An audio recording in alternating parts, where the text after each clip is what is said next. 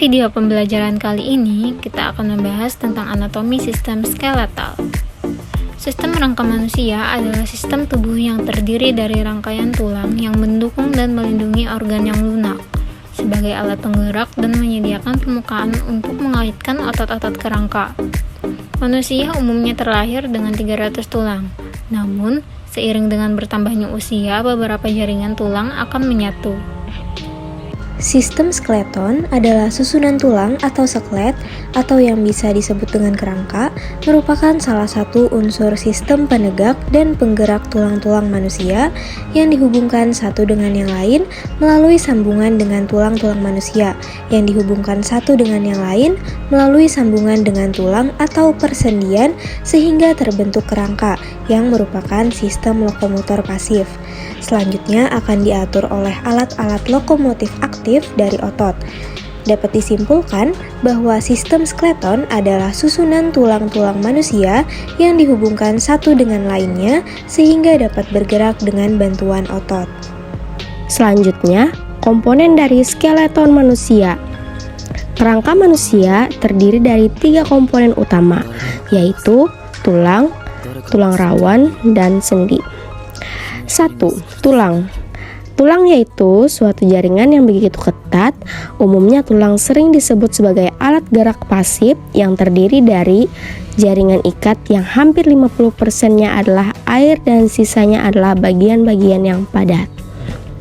Struktur tulang diselimuti oleh membran periosteum yang memiliki fungsi untuk memberikan nutrisi pada tubuh. Selanjutnya, yang kedua kartilago atau tulang rawan. Kartilago merupakan jenis tulang rawan yang terdiri dari semua serat yang merekat pada gelatin dan melekat dengan sangat kuat. Namun, dapat dengan mudah atau fleksibel dalam melakukan gerakannya serta tidak bervaskular. Nutrisi yang ada di tulang rawan melewati proses yakni disebut dengan proses difusi gel perekat yang sampai ke kartilago. Yang ketiga, sendi. Sendi merupakan komponen penting dari kerangka manusia. Sendi yaitu penghubung antar tulang sehingga tulang bisa digerakkan. Tulang rangka orang dewasa terdiri atas 206 tulang. Tulang banyak mengandung bahan kristalin anorganik, terutama garam-garam kalsium, yang membuat tulang keras dan kaku, tetapi sepertiga dari bahan tersebut adalah jaringan fibrosa yang membuatnya kuat dan elastis. Klasifikasi tulang pada orang dewasa digolongkan pada 2 kelompok, yaitu axial skeleton dan appendicular skeleton. Struktur aksial skeleton. Rangka aksial terdiri dari tulang-tulang dan bagian kartilago yang melindungi dan menyangga organ-organ kepala, leher, dan dada. Bagian rangka aksial meliputi tengkorak, tulang hyoid, ocikel auditory, kolumna vertebra, sternum, dan tulang iga. Yang pertama, tengkorak. Tulang-tulang pembentuk tengkorak dibedakan atas tulang tengkorak wajah atau muka dan tengkorak pelindung otak atau kubah. Hubungan tulang yang terdapat pada tengkorak kepala bersifat sutur yaitu tidak dapat digerakkan. Kesatuan susunan tengkorak yang tegak seolah terletak seimbang di atas ruas teratas pertama. Tulang belakang adalah tulang atlas.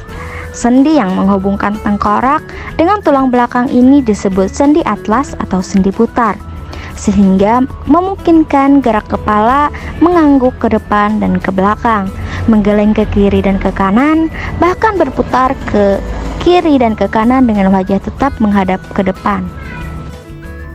Yang kedua ada ruas-ruas tulang belakang atau vertebrae dan tulang ekor.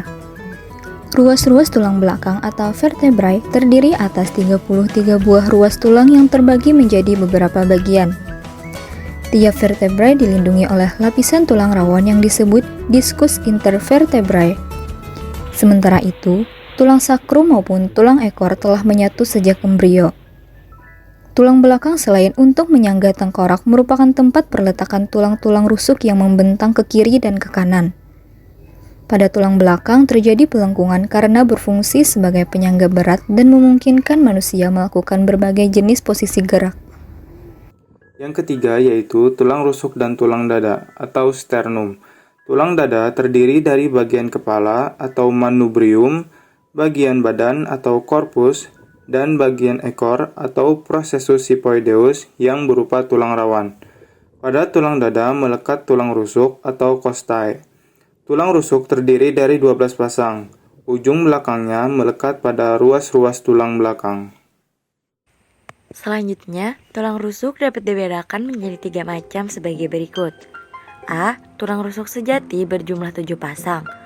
Ujung belakangnya melekat pada ruas-ruas tulang belakang, sedangkan ujung depan melekat pada tulang dada. B. Tulang rusuk palsu berjumlah 3 pasang. Ujung belakang melekat pada tulang belakang, dengan ujung depan melekat pada tulang rusuk di atasnya. C. Tulang rusuk melayang berjumlah 2 pasang. Ujung belakang melekat pada Struktur tulang apendikular belakang, skeleton. sedangkan ujung depan Rangka bebek apendikular tidak adalah rangka yang tersusun dari tulang anggota gerak tangan dan kaki. Fungsi yang utama dari kerangka apendikular yaitu sebagai penggerak tubuh manusia. Tulang yang termasuk ke dalam kerangka apendikular diantaranya yaitu yang pertama anggota gerak atas. Tangan adalah anggota gerak tubuh bagian atas.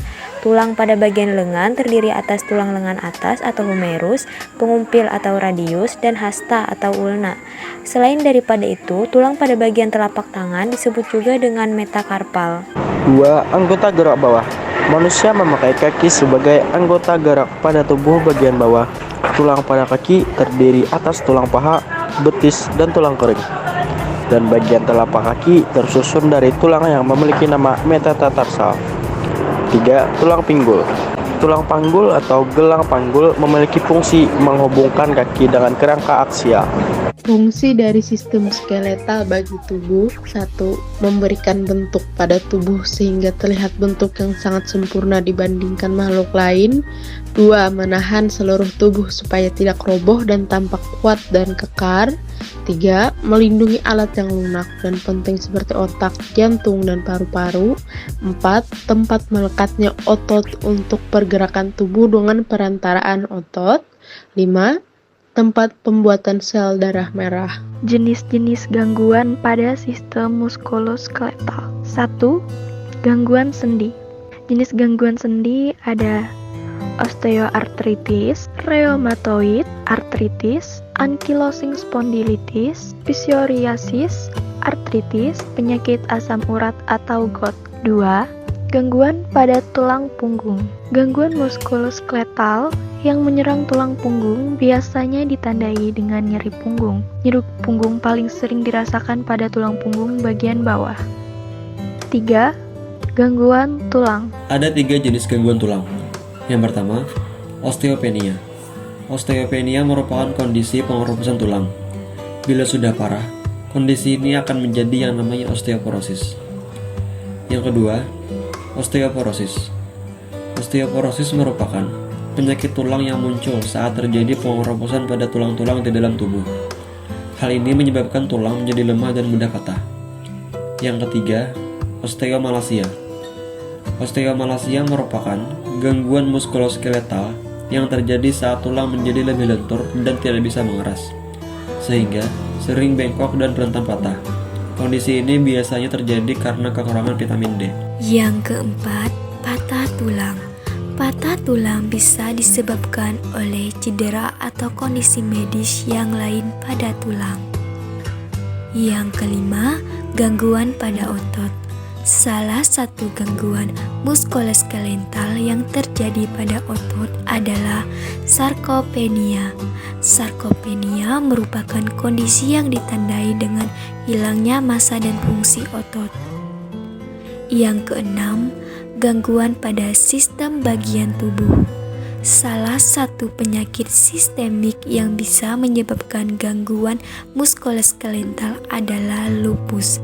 Lupus merupakan penyakit autoimun, yaitu sistem kekebalan tubuh yang menyerang jaringan tubuh pasien. Penyakit yang berhubungan dengan sistem skeletal.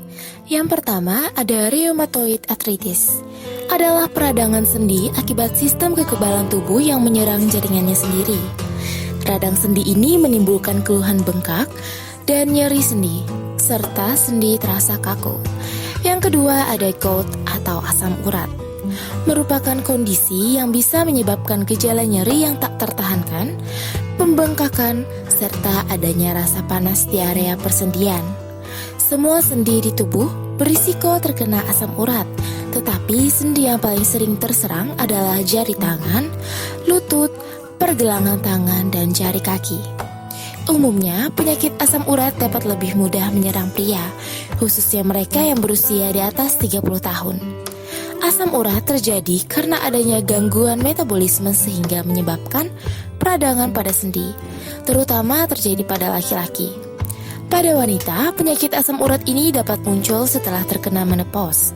Rasa sakit yang dialami pengidap asam urat dapat berlangsung selama rentang waktu 3 hingga 10 hari dengan perkembangan gejala yang begitu cepat dalam beberapa jam pertama. 3. Osteoporosis, yaitu penyakit kelainan pada tulang yang ditandai dengan menurunnya massa tulang, kerusakan tubuh, atau arsitektur tulang sehingga tulang mudah patah. Osteoporosis disebabkan oleh menurunnya kemampuan tubuh untuk meregenerasi tulang. Hal ini berdampak pada berkurangnya kepadatan tulang. Penurunan kemampuan regenerasi ini biasanya akan dimulai saat seseorang memasuki usia 35 tahun. Selain itu, juga dikarenakan kurangnya intake kalsium, kebiasaan merokok, konsumsi kopi, dan berat badan di bawah rata-rata. 4. Kanker tulang adalah jenis kanker yang menyerang tulang. Kondisi ini dapat dialami oleh anak-anak hingga orang dewasa. Kanker tulang dapat menyerang tulang manapun di dalam tubuh, namun umumnya terjadi di tungkai, lengan, dan panggul. Penyebab pasti kanker tulang belum diketahui. Akan tetapi, kondisi ini diduga dipicu oleh perubahan atau mutasi pada gen pengendali pertumbuhan sel. Mutasi tersebut menjadikan sel tumbuh secara tidak terkendali dan membentuk tumor di tulang. Kanker yang terbentuk di tulang dapat menyebar ke bagian tubuh lain melalui aliran darah atau aliran getah bening. Yang terakhir adalah osteomielitis, yaitu infeksi tulang yang umumnya disebabkan oleh bakteri Staphylococcus. Osteomielitis bisa dialami oleh semua orang dari segala usia. Pada anak-anak, osteomielitis umumnya terjadi di tulang panjang seperti tungkai atau lengan. Sedangkan pada orang dewasa, osteomielitis biasanya terjadi di tulang pinggul, tungkai, atau tulang belakang. Penyebab utama dari osteomielitis adalah bakteri Staphylococcus aureus. Bakteri tersebut bisa terdapat di kulit atau hidung. Pada umumnya tidak menimbulkan masalah kesehatan, namun saat sistem kekebalan tubuh sangat lemah karena suatu penyakit, maka bakteri tersebut dapat menyebabkan infeksi. Nah, demikianlah anatomi dari sistem skeletal. Terima kasih ya udah menonton. Jika ada pertanyaan, silahkan bertanya di kolom komentar.